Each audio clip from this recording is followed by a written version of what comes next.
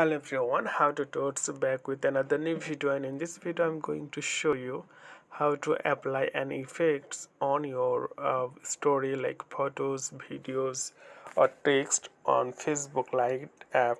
So you can see it's the Facebook Lite app interface, so you need to go or click here the add to story.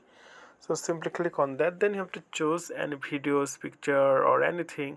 So I'm going to choose a picture for this time, and then you can see the option effects, the third one from above.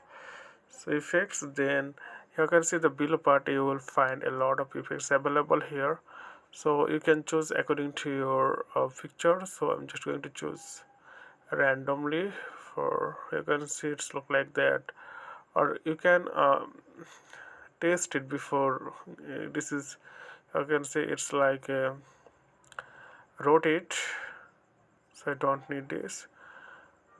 And there are some things like there are some effects you can see whose image I think it's looks really cool.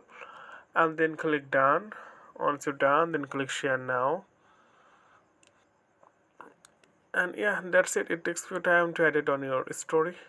So okay friend, I hope this video is helpful for you. So today's no more, and thank you for watching.